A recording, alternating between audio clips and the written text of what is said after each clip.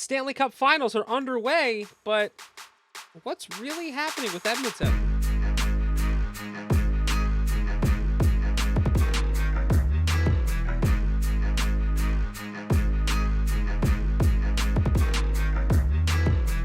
Hello, everyone. Welcome back to another episode of the Pucked Up Podcast. I am Chris, and joined with me again is my special guest, Goss Maul. Maul, what's up, buddy? Back-to-back weeks. I am so fired up for this. I know, dude. We had so much fun last week. We had to have you back. Obviously, Dee is not back yet. She is still in Scotland. Hanging out with T Swift. Yeah, dude. She went to the Taylor Swift show. Had a good time. I got a bunch of Snapchats. It was great. So it'll be lovely to have her back for the end of the Stanley Cup Finals, or what could be the end of the Stanley Cup Finals next week. We have seen 2 games played as of time of recording. Granted, we know this comes out on Fridays, but we're recording on a Tuesday night. How do you feel like things have gone so far? Boy, we couldn't have been any wronger than we already were. Like, holy crap. Dude, it is starting off very interesting. Is there a way to, like, unpublish last week so we can, like, redo our predictions? Try it again? Dude, well, listen, the series isn't over, all right? There's, it didn't start off the way we expected, but it's not over. Really quick, while we get into things, we'll start off, the PWHL held their first, ever, or not their first ever, but their second draft, last night. Your first overall pick was with PWHL New York, Sarah Fillier, a forward from Princeton. 42 players in all were drafted. So we look forward to seeing more coming from the PWHL in the future. So that's 42 new players added to the roster? Added to the 6 teams. I mean, that's exciting because the more players they get, the bigger the sport's going to grow, you know? Yeah, I mean, franchise. It's going to be awesome. Between that, you've got NHL owners who are calling up the league being like, "Hey, how do we get in on this? How do we bring a team to where we are?" You know, and that's very positive when you have interest like that. And the NHL players have been wearing PWHL jerseys all season. Like, the support has been insane. So, yeah, super happy for that. The draft was on the 10th. It was free on YouTube to anyone who could have watched. You can even go back and watch it if you want on their YouTube channel. So, yeah, figured we would get out of the way the little bit of PWHL news we had. Let's get into the down and dirty, the Stanley Cup Finals. The series is tied, the series is not tied. Let's try that again. Words. I was gonna say, wait, something changed? Yeah, holy shit. The Florida Panthers have a 2-0 lead. Yeah, winning the first game 3-0, and then winning the game last night 4-1. And that's the thing. They're not up by 2 really close games. They're destroying the Oilers. They're up by multi-goals. Like, oh my God. And, like, you watch each game, and the shot on goals, like, everything that Florida is sending towards the net is almost going in. They have a low score to shot on goal ratio. Unbelievable. 29 shots on goal last night for the Florida Panthers, and 4 went in. 3 of which were even strength, or not even strength, but the last one was obviously an empty netter. 29 as opposed to 19 shots on goal for Edmonton in game 2. Game 1, I think, looks a little different. Game 1, 18 shots on goal for the Panthers, and they scored 3, up to a goose egg with the Edmonton Oilers, and they had 32 shots on goal. So where are the Oilers going wrong?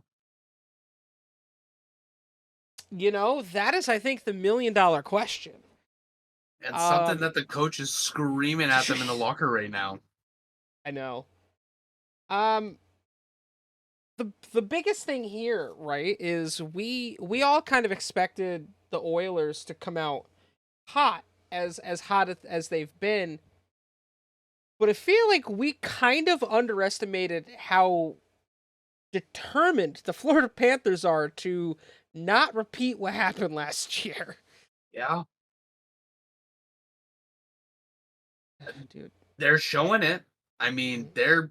they showed up. Now, whether it was because they started the series with home ice advantage or not, I don't know. I Well, and mean, you got to think they that had plays a some sort of factor. yeah, their crowd was riled up. It was awesome to see how into it they were. Oh yeah. Um, I mean, when you look at the box score, it's insane to see, like, the time on ice for the top five, or at least your first line. I mean, Sam Bennett played 16 minutes, Tarasenko played 13, Sam Reinhart 23, Alex Holy Lundell cow. 16 minutes 31 seconds, Barkov before he got hurt 21 minutes, Evan Rodriguez 15 minutes, Carter Verhaeghe 20 minutes. Aaron Ekblad had 25 minutes on ice. Same with Gustav Forsling. Like, They're living you're on the ice. yeah. I mean, it's shocking to see that Matthew Tkachuk only played 14 minutes. To whereas you look on the other side, at least this was just last night's number alone. Connor McDavid played 25 minutes. Ryan Nugent Hopkins played 19 and a half minutes. Um, Leon Draisaitl 23 minutes. Zach Hyman 23 minutes. Meaning that first line of Hyman, McDavid, and Draisaitl played for what is a full period worth of time. Which I mean, Evan just Bouchard played 27 minutes last night. Like, that's a lot to ask of your top line. But I get it. You're down. Who do you want on the ice? You want your best players. Especially yeah. now in the finals, you need your best players to step up. Um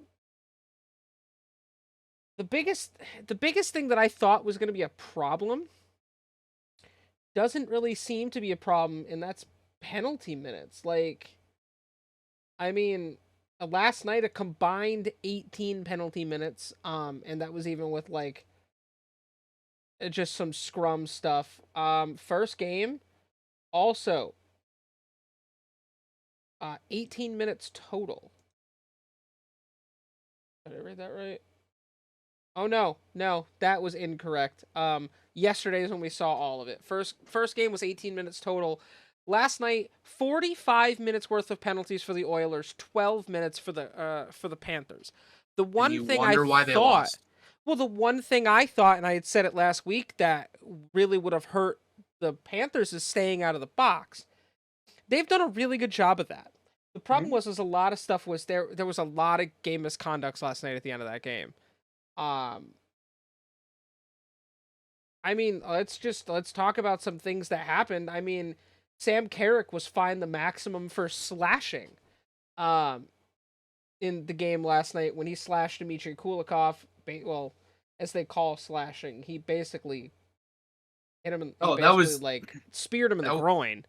that was so dirty. Like, and it's Yeah, like it's frustrating and infuriating to see that in the Stanley Cup playoffs between two seasoned players. Like, you're gonna go out there and you're gonna do something like yeah, that, and what, expect to not get caught? Like, we yeah. talked about it earlier. I think the fine should be higher. Well, so the fine was $2,213.54, which is the maximum allowable under the current collective bargaining agreement. We've had this discussion on the show several times, but I think that's a good thing to talk about from another perspective. you mentioned to me earlier talking about maybe making it a case by case, like case by case basis on how they do things. I mean, so put it this way: if you slash someone, sometimes it's an accident, but let's be honest, most of the time it's on purpose, and you hit them in like the calf or like the upper quad, Yeah. you're not doing it with the intent to cause bodily harm. You know what I mean? Like he Right. full on took the stick and he got him right in the groin.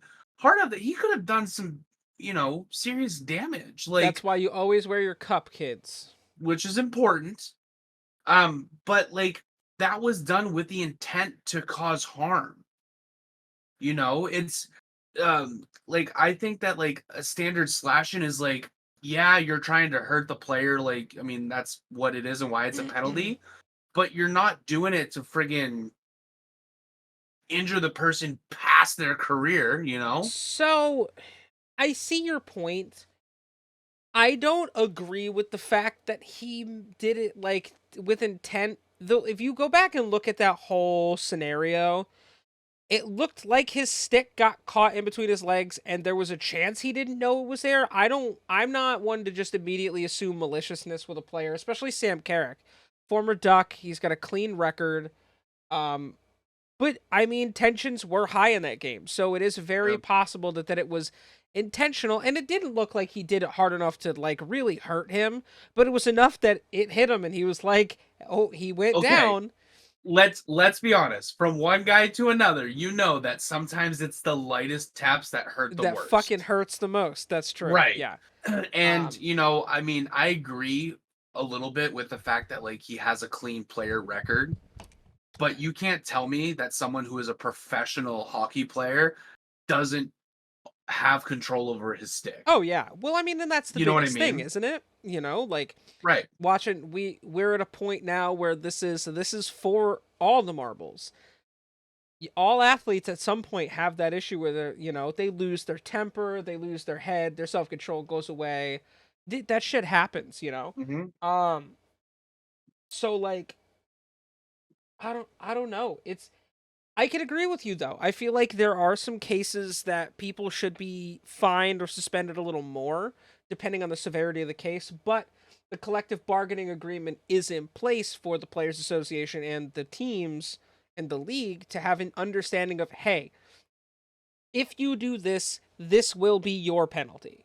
Granted, Right. yes, some of these guys do make really good money, and $2,200 isn't enough. But the good thing about all of that money is that money does go into the Players Emergency Assistance Fund, which we've seen several players enter that this season. Um, Yeah. so I mean, the money goes to a good place, but I think that there is a place for that discussion. Like I feel like that conversation can happen. Um I mean, and the thing is, like, hockey is such a unique sport where if you're getting that tension, throw gloves, fight. yeah, You don't have to do illegal or dirty hits like that. Drop gloves and square up. right. If it's really that big of a deal, this is the only sport where you can do that. Take advantage of it, Exactly. you know? And then you look at like the NBA. Don't they get penalized like 5 grand for swearing? Yeah, yeah. Well, I mean, half of them, So, you breathe on them and they just like flop like a soccer player. dude, I don't even don't get me know started I on don't know who flopping. flops harder, soccer players or the NBA now. Dude, Probably the NBA. I can't stand either one because of flopping. Oh, it's so But bad. what I'm saying is like you get 5 grand penalty for swearing. Yeah, he got At a a twenty ref, two yeah. hundred. Yeah, like he got a $2,200 penalty for friggin' S- bagging someone. Yeah. Well, the biggest thing is we haven't heard anything on that Leon Dreisaitl hit to Alexander Barkov, where if you guys didn't see it, he skated, left his feet, and it landed what was basically an MMA style elbow to Alexander Barkov's face. That Barkov collision dropped both of them. and Barkov didn't come back. It is actually listed that he is questionable for Game 3. Um, there's a chance he might not even play. Now, I had a couple problems here. I have a problem with the fact that the league didn't immediately address this when it came to any sort of fine or suspension. I think a fine is acceptable. I don't think we need a suspension here. Leon Draisaitl's not a dirty player. We all know this for sure. Anyone who's watched Leon play in the last 5 years knows that he's not a dirty player. Um, but I disagree with the fact that this was only a 2-minute minor. Sasha Barkov didn't come back to the game, dude. He should have been ejected. That I feel like a 5-minute major was a fair penalty. Or an ejection from the game. A 10-minute misconduct? I mean, the refs need to be out there and lay down the law and essentially be like, this isn't tolerable. Right, but the problem is that the playoffs have been so physical, and they've kind of, I don't want to say in better words like let them play, but they, like, for example, the little scrum with McDavid and Matthew Tkachuk. That in the regular season, especially when McDavid landed a punch on him, they both would have been put in the box. Right. But those are two top players, and they let them jaw, they let them, do their thing, and then they just sent them both back to the face-off circle and said, "All right, enough, go play." Figure it out, in boys. The regular season, that would have never happened, and Connor and Matthew both would have been in the fucking penalty box. Mm-hmm. So I feel like a 5-minute major on that hit would have been okay. A 10-minute misconduct, listen, the fact that he didn't come back to the game, I could see that. I could see where that's a possibility. But I'm just shocked that they didn't fine him. I mean, so in game 2, the Oilers lost 3 players to misconduct. Yeah. And it's like, it was all toward the end of the game too. There was one in first period. That's true, yes. One in first period and then the 2 at the end of the second period. And it's like, what are you guys doing? You're throwing the game by getting reckless penalties like that, Yeah, just being careless. And that's the problem. It's like, if you want to win a cup, you cannot be careless like that. That is absolutely not good. I mean, I'm just looking over some of the stats from yesterday's game, and it's very one-sided. And I hope that the Oilers rest up, travel back to Canada, get their fire, find their passion. I mean, we've seen it with some of the other games in this series where it was going heavily one way and then all of a sudden it spun and went the other direction. Yeah. I have hope, but I know we were saying a little bit before the show tonight that if the Oilers lose game 3, I don't see it coming back. Yeah, I mean, that's true. The one stat I want to look at in last night's game was the takeaway stats. The Oilers had 4 takeaways. The Panthers had 14. They both had virtually the same amount of loss giveaways. Of puck. Yeah, in the face-off circle, it was pretty even. Mm-hmm. The hit, even the physicality was pretty even. The block shots were pretty even. They not give me a time of puck possession. I was looking for that too, and I don't see that either. Possession of time possession. But still, like, the stats, they're pretty even. It's just the biggest thing right there is the takeaways. Like, they're giving the opportunity to have a lot of transitional type breakaway chances. Mm-hmm. And again, I don't want to blame all this on Stuart Skinner, but I feel like we're starting to see a problem that we saw for everybody else in the playoffs so far. It's just, well, and like let's talk about like the difference between game 1 and game 2 with just the stats, right? Yeah, yeah. Oh, let me see. I just had them. Okay, right here. Game 1, Total penalty time for both teams, like you said earlier, 18 minutes. 18. Edmonton had 8 minutes of penalty. They went from 8 to 45. Yeah. Florida only increased their penalty, the PIM, by 2 minutes. So like even in the face-offs in the game one, 59%. Takeaways 11-4 for the Yep. Oilers. Like I'm starting to, so it's sloppiness on offense and just bad decisions on defense to allow scoring, like to allow so many scoring opportunities. They had they only had 18 shots on goal and they made them all work. If you think about who scored, Carter Verhaeghe. Carter Verhaeghe is a really good shooter. Same with Evan Rodriguez. Like those are guys that are gonna score. Even in game 1. Like or I'm sorry, game 2. Evan Rodriguez scored 2 goals and then Aaron Ekblad scored. Like granted that was the empty netter, but Evan Rodriguez has 3 goals already in 2 games. So Yeah. that's dude, I don't know. Also another thing that wasn't mentioned so far is Darnell Nurse also sustained an undisclosed injury in game 2. It was, I'm what does trying it to think say? back to when did he get injured? He got hit in the corner by Evan Rodriguez in the first period.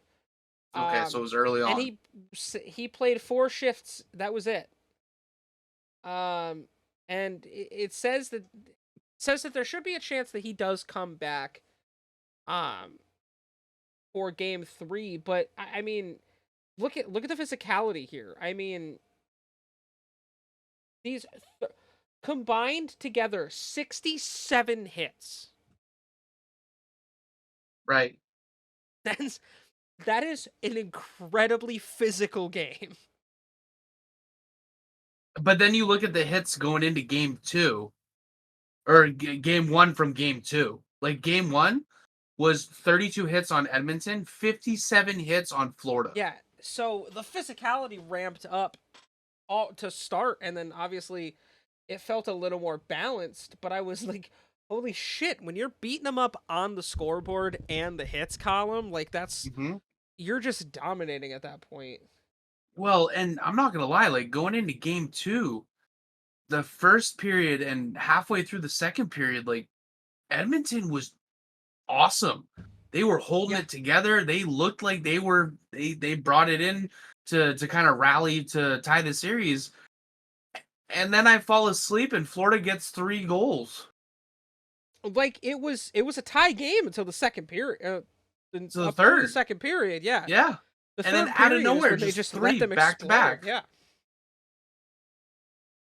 And it's I like how if you're Edmonton, how do you go into game 3 after getting crushed that bad? Well, actually that is a perfect segue into our question of the week.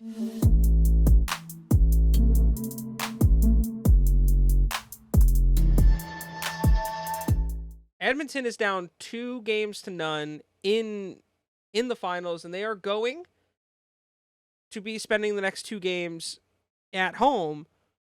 What does Edmonton need to do to bounce back? I think they need to have the coach needs to have a serious talk with them. I mean, based on what we're looking at, those PIM, the penalties in minutes, is absolutely That's disgusting. absurd. You cannot They have should that. be ashamed of that. The 3 players who got misconducts need to have a firm like the coach needs to come down on them hard and be like, guys, seriously? Like if it wasn't for penalties, I feel like Edmonton would have done better that game. But they're Yeah. shooting themselves in the feet by not playing it, you know. Stop getting penalties. I mean, that's the only thing I can think of that they need to bounce back, and maybe since they'll be in their home turf and Yeah. it'll be their crowd, their arena, maybe that'll ease tensions a little bit. And Well, and who you got knows? there was some stupid misconducts. Like when Desjardins swung his stick up and nailed a Panthers player in the face out of frustration. Like, dude, you gotta control your fucking emotions better than that. You got thrown out of the fucking game. Like, This you is the can't only afford sport that. where, minus like boxing and UFC, where if you have a problem with someone, throw your gloves on the ground and fight. Damn it! I mean, we almost saw that with McDavid and Matthew Tkachuk, and I don't think that's over. I think there's a chance before this Oh, is done, we'll actually see those two throw down. I want to see it. That'll be a highlight of the series if they lose. Yeah, well, and it was funny when you messaged me. You're like, you notice how no one helped out McDavid? I was like, nobody needs to help McDavid. But He can like, fight. but the thing that shocked me with that is anytime anyone else gets into a fight, the team's there to back him up. He got put in the corner and he's surrounded by Panthers, and everyone else is Well, like, all right, see you later, man. so the refs really got involved there fast. So like it was pretty much just Kachuk and McDavid. Um, but I mean, I you got to be better. Like goaltending again, you can't blame all of that on Skinner. The thing I'm Nope. looking at is that takeaways number. They need to be a lot better on controlling the puck, making smart choices when it comes to passing, making smart choices when it comes to shot selection. Create the opportunity. You have a team full of fucking goal scorers. Use them. Yeah. I mean, Stop getting penalties. I'm looking at names that are capable of scoring now. Matthias Janmark. Uh let's see. Zach Hyman, Adam Henrique, Leon Draisaitl, Sam Carrick, Ryan McLeod, Evander Kane, Ryan Nugent Hopkins, Connor McDavid, Matthias Ekholm. Like, these are Evan Bouchards. Like, these are guys that can score on a fucking whim. Right.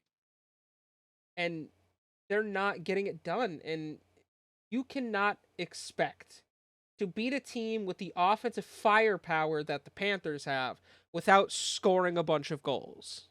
And I don't know if Edmonton needs to hear this on like the travel back to Canada, but you can't score goals from the penalty box.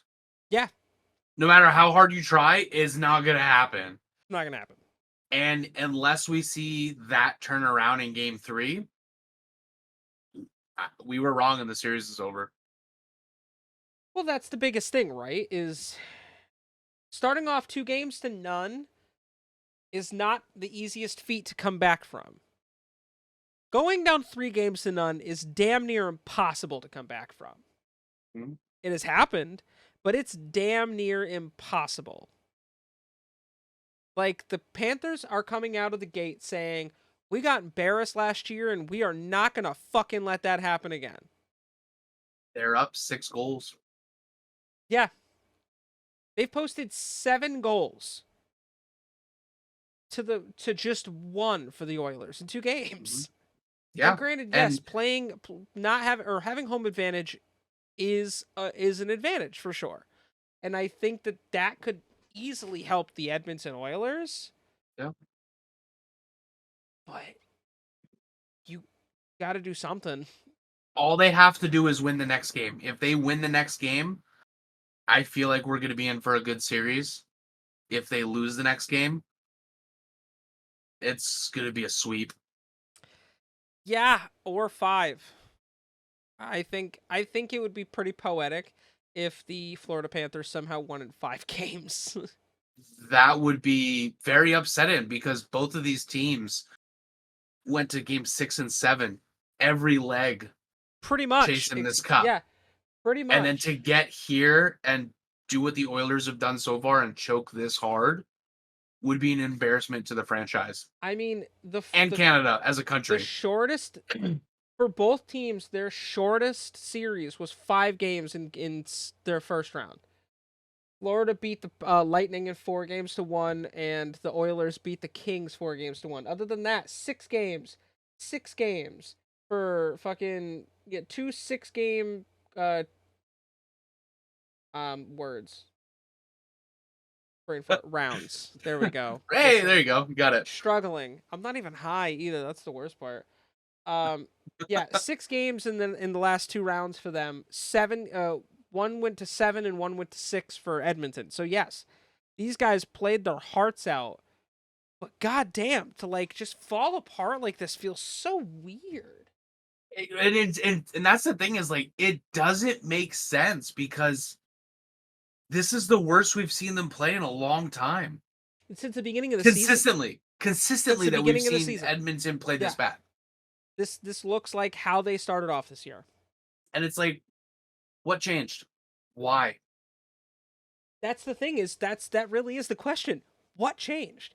Everything they did worked till this point. Mm-hmm. What you were doing before, do that. Now, when was the last time the Oilers were in the finals for the Cup? 2006. Okay, so it's been what 18 years. So maybe They it's haven't getting to won them, one since 1989. right? So maybe being this close to getting it is kind of get the pressures get into them.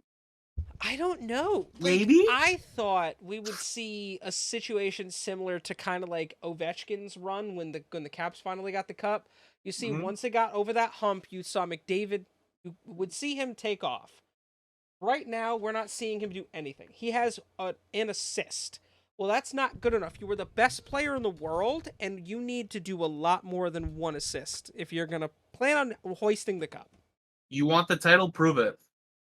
Yeah. You know, and it's like I said, I'm still holding hopeful that all they need to do is come back in game 3. Yeah. If they can come back in game 3 and get a win, there's a fighting chance that they're still going for it. But for Well, some reason, if they don't get this next win, what, tomorrow? No, no, Thursday. Thursday.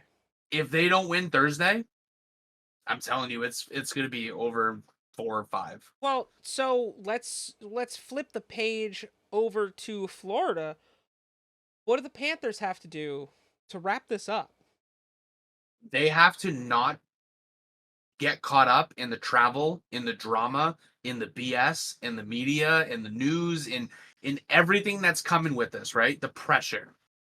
They're up 6 goals.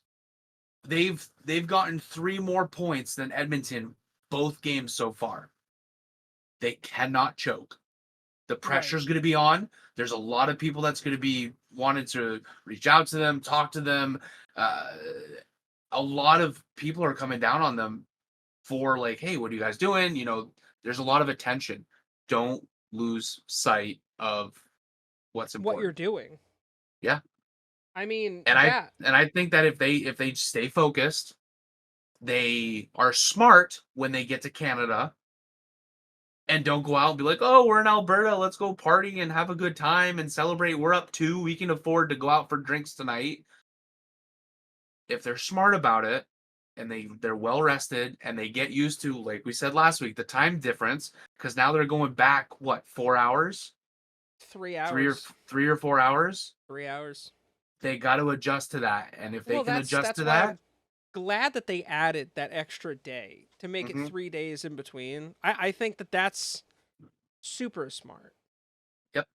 And Um I think that they can hold on to this. I don't want them to, obviously, but I think that they can if they stay focused and not let the pressure get to them. I just want to point out that in his last game, Bobrovsky had a save percentage of .947. Um, like that is what's helping them. Kevin Stenlin had a face-off percentage of 73%. Sam Reinhart, 37%. Alex Barkov, 56%. Alex Lundell, 58%. Like, they're winning in the face-off circle. I think the one thing that Florida needs to continue doing is holding on to that fucking puck. The less time that you allow Edmonton's top guys to have that puck, the less time you're gonna see them score. Continue to take the puck away. Continue being tough on defense. Mhm. Bobrovsky needs to continue posting numbers like he did when he won the Vezina, when he was with Columbus. I mean, he was the first star of game 1 and then the third star Oh, of game easily. 2. Yeah. Yeah. Like he is having a killer series, and like you He's having a said. killer year. He's The up for the the Vezina again. He's got He's got 14 wins in the playoffs. He's got a goals against average of 2.02, which is, I mean, it's a little high. And his save percentage in the playoffs is .916. Not to mention how good he was this season. That's about on par for what he had this season. He had 36 wins this year in net. and he's and Like he's killing it right now. He's doing Bob phenomenal. Bob feels like Bob of old right now, and he's 35. Crazy. Like this feels like prime Bobrovsky, and I think that that's a huge factor. Bob's been around to where Stuart Skinner's only in his second year with Edmonton. Like second year in his NHL career, and he's playing in the Stanley Cup Finals. I wonder if that also has something to do with it too. Like I mean, psychologically, that's a oh lot yeah. of pressure. Well, and that's the thing is like the important thing for both teams is to not get caught up in the emotions and and the mind games of this, you know. This is a Right. psychological game as much as it is physical, and we're seeing it right now between game 1 and game 2, you Well, know? and I feel like that also might be an easier said than done situation. Dude, you're playing for the Mm. championship. Yeah. There's only one player between both teams that has ever won a Stanley Cup. You know who that is? Corey Perry, who's currently with the Edmonton Oilers. He won the Stanley Cup in 2007 with the Ducks. The So what only he player needs on either team. so what he needs to be doing is he needs to be stepping up and telling his team, this is how you handle the pressure. Yeah, This is what we need to do. he's been there. He's a captain, right? No, No? Okay. I thought he was no, a but captain. It was like he was a long time assistant captain for the Ducks. he needs to step up and help them with that pressure. Yeah, I agree. Um, I mean, I don't. Did he? He didn't even play game two. Yeah, he didn't even play in game two. But like, yeah, Corey Perry needs to be a voice in the locker room because this is a big deal. Like, you're playing for a championship, and you need to make sure that you have someone in your lineup that's been there before. But I think that there's I on the other hand though, I think that that is cool because we are at a point where we're going to see a bunch of guys win their first championships. Mhm.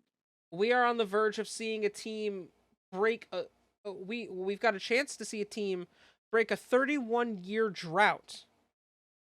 And we've also on the other side got a team who's hunting their very first championship. And I mean, when you go down to the basics of it, statistically over the course of the season, Edmonton's a better team. They are. So, They had so a they need better to better team. yeah, so they need to step it up and prove that they deserve to be here.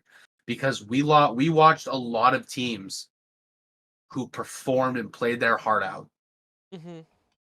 to get beat out, you know? Yeah. And that's I what makes this so shocking, yeah, you know. like you fight and compete to get to this level. Prove that you deserve it. Prove that you are one of the top 2 teams and you're here because you deserve it, not on, a technicality of the other team didn't play as good as they should have or whatever, you Right. know? I think nevertheless we are going to be in for a very interesting next few games. If you guys want to submit some questions of the week, ask us anything, feel free to hit us up in the comments, hit us up on our social medias, all of that jazz. I do want to take a look at the injuries really quick. Oh, that's right. There are none that are confirmed. So the question being, is Barkov going to play? Is Darnell Nurse going to play? That's the $1 million question. And are McDavid and Tkachuk gonna have their boxing match that we all want to see so desperately? Oh, I imagine at some point. I hope at least. I'm here to see them brawl. The That would be refs have to let it terrific. happen. They have to. Yeah, oh yeah.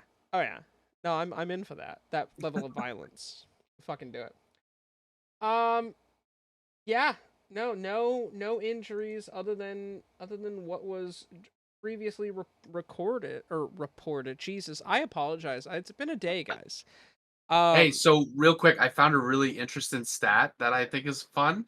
yeah, Right now, Florida is on a 5 win streak, game win streak. that's nuts.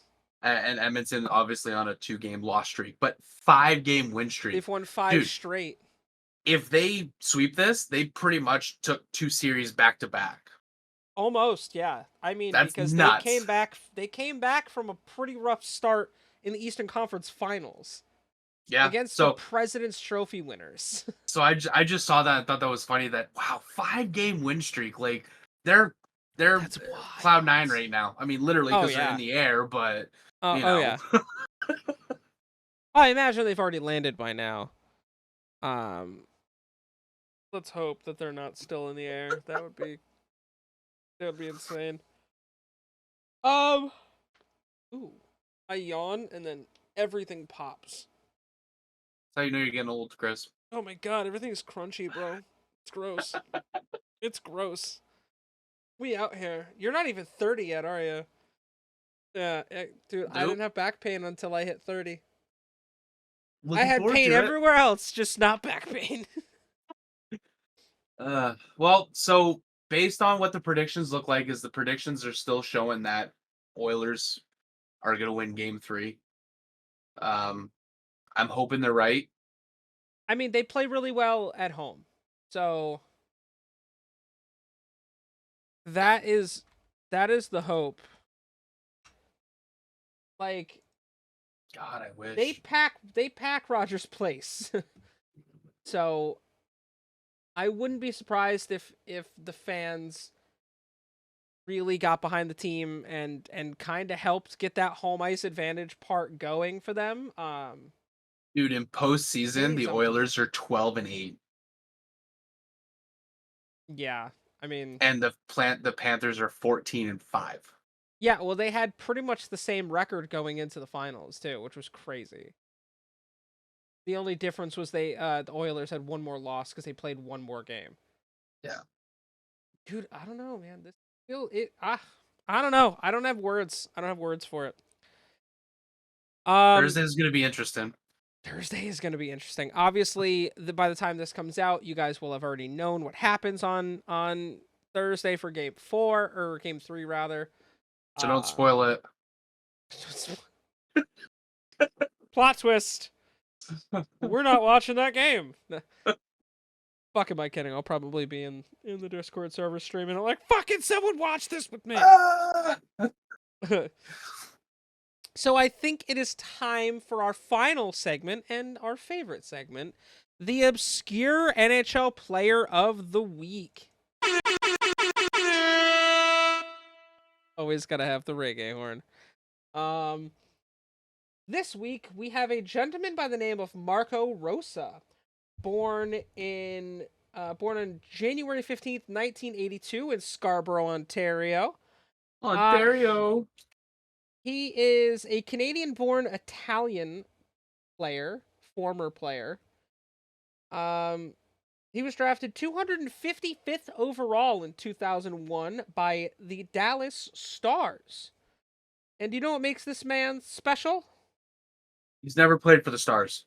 He's never played in the NHL. Oh, look at that. Back to back with people who've never played in the NHL, huh? It's kind of the theme this year. I'm Uh, feeling it. I'm digging it. I'm starting to yeah, catch on. You see that? yeah. I mean, last year you missed it. It was players who played in the who played in the Stanley Cup. They played like 2 games that season. um, so he spent most of his career between Europe and the AHL. Um, it looks like what is Alps HL? Oh, okay. The Alps Hockey League is Central Europe. It Interesting. looks like it's got teams from Austria, Croatia, Italy, and Slovenia. Oh, he currently plays there. No, it looks like he retired in Then, 2021. then Wikipedia is wrong. Shocker. Oh, it says he does. It says he is Yeah, currently playing yeah, there. yeah. Oh, it doesn't have his stats for anything past All right, let's 2021. check his Instagram and see what's going on. Dude, right? Oh, hanging out with his daughter, looks like. In 353 AHL games, he had 76 goals, 127 assists, 161 penalty minutes. In the Sounds like Deutsch, my kind of player. right? He did play in the German league. Um, 172 games in the German league, 40 goals, 71 assists, 83 penalty minutes in the Alps HL, 151 games. 83 goals, 131 assists, 74 penalty minutes. He's also represented Italy twice, um, scoring a goal and 8 penalty minutes total. Hmm. Fun fact I just learned about him. Marco Rosa is also a dental molar holder. That's the Huh, name of it. Marco Rosa. Yeah, I'm looking at Huh, that right now, and I'm like, interesting. That's a weird thing to come up when I Google his name, and it's called a Marco Rosa. So from terrific. hockey player to dental dam, he does it all. Dental dam. Dental dam. Oh my god, that's funny. Um, yeah. So shout out to Marco Rosa as our extended Hmm. our NH obscure NHL player of the week.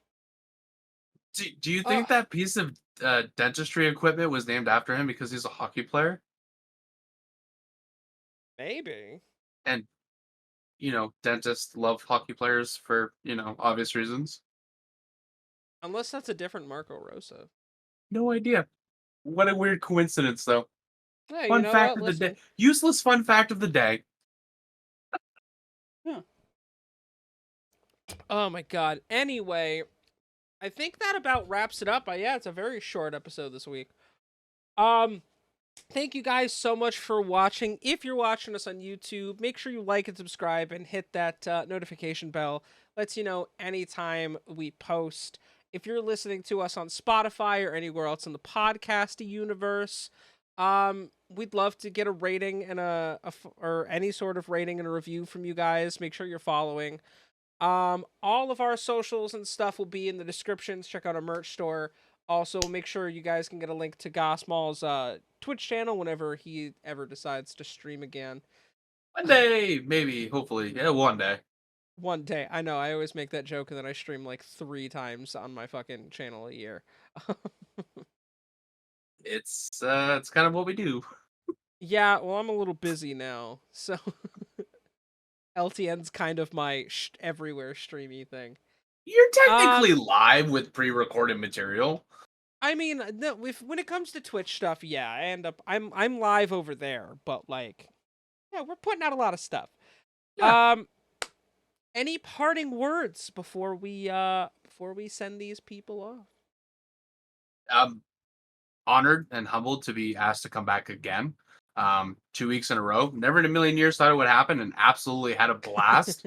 Um, if you guys are listening to this and you're not following LTN, there's so much more to them than just this podcast. There's live shows, there's community nights, there's a whole bunch of other stuff that they do. Seriously, go check them out. I've been friends with all of them and the organization for a very long time, almost since the conception of it. And a lot of great people work behind the scenes to put out the content that they do. So if you're not following them, do it. I know I just did a 9-hour shift at work, and then I came in and just immediately started recording. We have a lot of other fun stuff. See some secret plans in the work of some other fun stuff. So yeah, make sure you're following us. Um, Maul, bro, I appreciate you stepping in while the ladies are unavailable. Um, it's been a blast having you on, man. Dude, it's been fun to be here. Honestly, You know what this means? That we're just gonna have to have you back soon. that's not up to me. We Comment will down find below out. if you want me to come back. Yes. And if you guys are still watching by the end of this, comment down below who you think would win in a fight between Matthew Tkachuk and Connor McDavid. I'm glad you said that because I thought you were gonna say me versus you, and I was like, I don't want to know what they're gonna say. Yeah, I mean that's fair. Um, and then if that's the case, tell me what you think their favorite colors are. Yeah, right. Um. Anyway, thank you guys so much for watching. As I like to wrap this up, peace, love, puss sooner, and we will see you motherfuckers in the face-off circle next week.